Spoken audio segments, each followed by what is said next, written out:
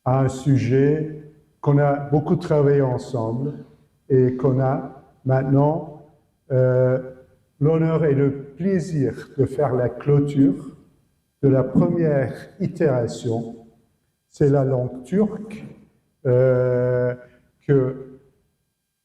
de ce que je vois, dans le temps qui est très très peu et les horaires qui ont été très très courtes ont très bien marché. Vraiment, je vois comme toujours que les Djiboutiennes sont très talentueux en langue, puisqu'ils parlent plusieurs langues déjà. Et je suis toujours curieux comment ils peuvent parler le turc de si bonne façon. Très, très bon. Mais je sais aussi que vous choisissez les meilleurs cadettes. Je sais que sous votre commandement, le garde-côte a commencé de zéro et est devenu un des établissements le plus important, respectueux, effectueux de Djibouti. Et c'est pour ça qu'on est très fiers et on est honoré de coopérer avec le garde-côte. Je sais que vos coursières sont maintenant en Turquie. Déjà, ils vont aller aussi pour d'autres occasions. C'est pas, comme vous le dites, cet échange ont des valeurs stratégiques. Ont des valeurs stratégiques, non seulement pour vous, mais pour nous aussi. Puisque c'est un échange qui nous donne beaucoup de feedback. Et pour ça, on se voit beaucoup de chance. Voilà, cet établissement, comme je vous le dis, est un établissement très, très respectueux. Et c'est pour ça qu'on veut devenir un partenaire de longue durée avec le garde-côte, comme on veut devenir un partenaire de longue durée avec Djibouti.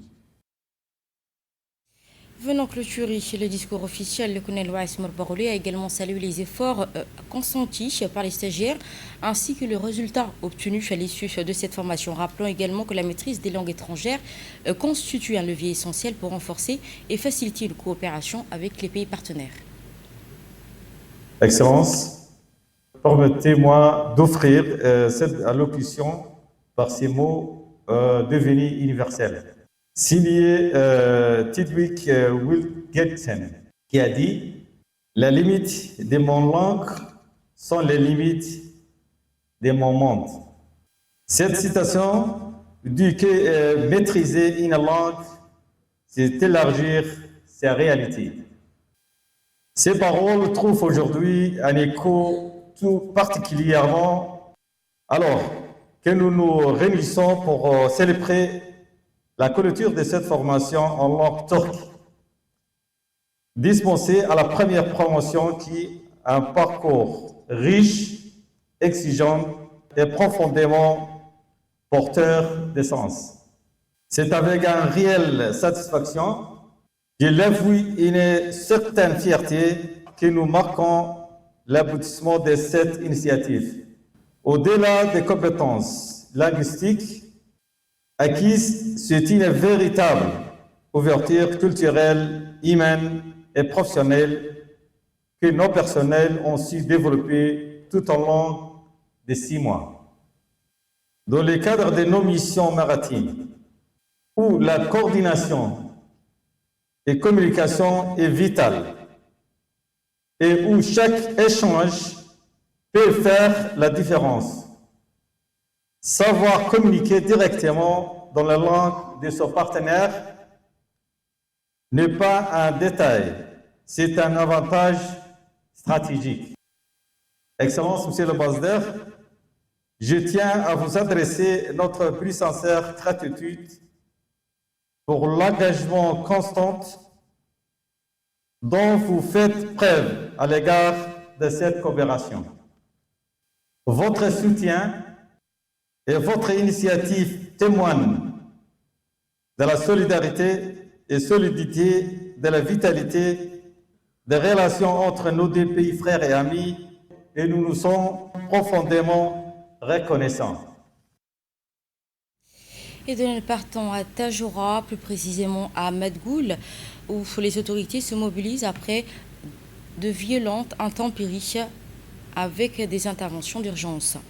Un orage d'une rare intensité accompagné de vents violents a causé d'importants dégâts humains et matériels. Le bilan provisoire fait état d'un décès et de plusieurs blessés, dont un jeune homme de 19 ans. Conduit par le préfet de la région, la mission multisectorielle s'est rendue sur le terrain pour évaluer les besoins des sinistrés et établir un état des lieux précis de la situation humanitaire et sanitaire. Ainsi organiser des actions prioritaires. Sur le plan médical, l'hôpital régional Tadjoura a mobilisé une équipe pluridisciplinaire dirigée par le directeur général, le docteur Dimbio, afin d'assurer une prise en charge adaptée des victimes. 5 personnes blessées ont été évacuées par ambulance vers le poste de santé de Dora, mobilisé pour garantir la continuité des soins, tandis que les personnes souffrant de blessures légères ont été prises en charge directement sur place par les équipes médicales. Au-delà des interventions d'urgence, la mission sanitaire a également permis d'apporter une assistance médicale aux familles affectées. Des consultations ont été organisées, notamment pour le suivi des santé des enfants et des actions de dépistage et de prise en charge des malnutritions infantiles, ainsi que des consultations prénatales pour les femmes enceintes et une campagne de vaccination préventive.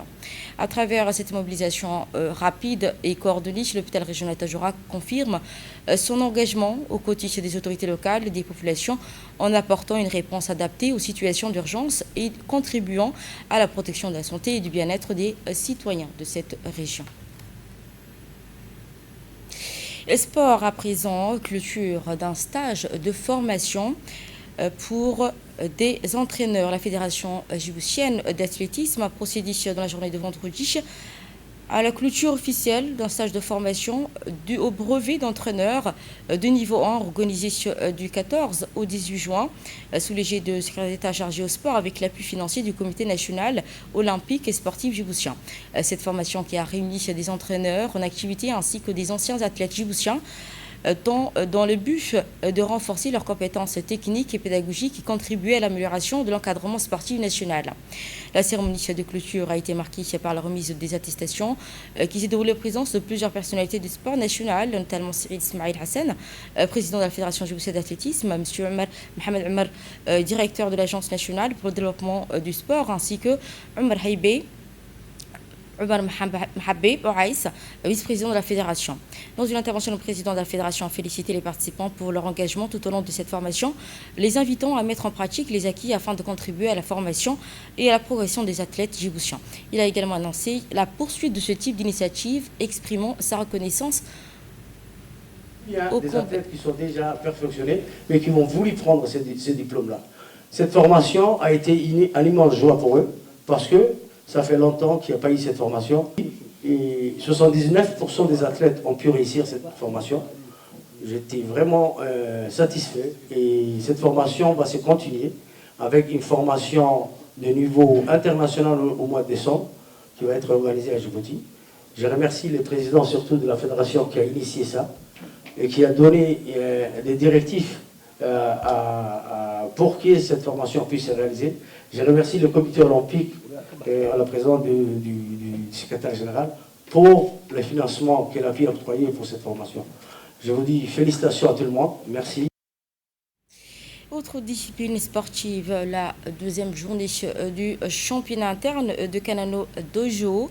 La relève du karaté djiboutien s'est illustrée hier soir à l'Institut de Djibouti des Arts à l'occasion de la deuxième journée du championnat interne de Kanano Dojo.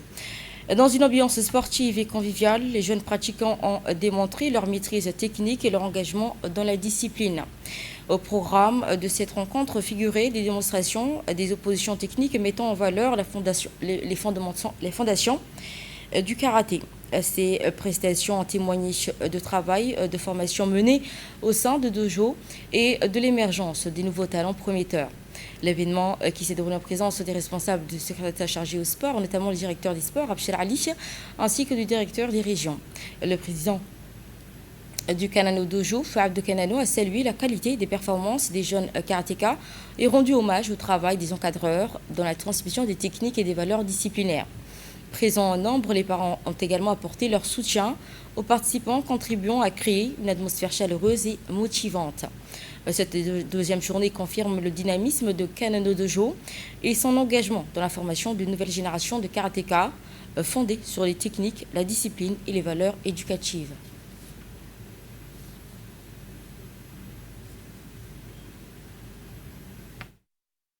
Nous arrivons à terme de cette deuxième journée de championnat interne de Kanano Dojo. Je tiens à féliciter l'ensemble des participants pour leur engagement, leur sérieux et leur qualité des prestations présentées ce soir.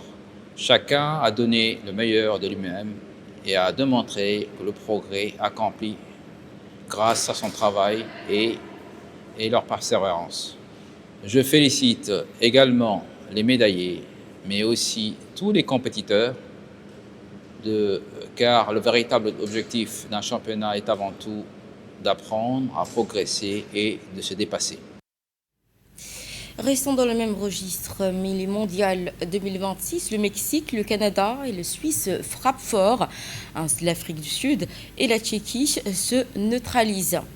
La phase des groupes de la Coupe du Monde 2026 a livré une nouvelle journée riche en rebondissements, marquée par les victoires du Mexique, du Canada et de la Suisse, tandis que l'Afrique du Sud et la Tchéquie ont partagé les points. Le Mexique s'est imposé face à la Corée du Sud, 1-0, décrochant 3 points précieux dans la course à la qualification. Le Canada a réalisé également la meilleure performance de la journée en dominant largement le Qatar, 6-0.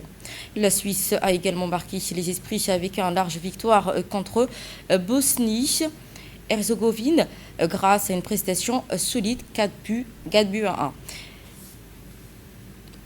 Dans l'international, le Conseil de sécurité de l'ONU se penche sur la crise humanitaire à Gaza. Face à l'aggravation de la situation humanitaire de la bande de Gaza, le Conseil de sécurité des Nations Unies a consacré une réunion à l'évolution des besoins urgents de la population civile. 7 mois après l'adoption d'un plan soutenu par les États-Unis visant à mettre fin au conflit, les membres du Conseil ont examiné l'évolution de la situation sur le terrain, notamment les difficultés d'accès à la nourriture, aux soins médicaux, à l'eau potable et aux services essentiels. Les organisations humanitaires dénoncent également les obstacles rencontrés dans l'acheminement de l'aide vers Gaza, estimant que les restrictions aggravent les conditions de vie des civils dans la bande de Gaza. Israël rejette ces accusations et affirme que le Hamas porte la responsabilité des difficultés liées à la distribution de l'aide. La communauté internationale appelle à garantir un accès humanitaire sûr et durable, tout en poursuivant les efforts diplomatiques pour parvenir à une issue au conflit.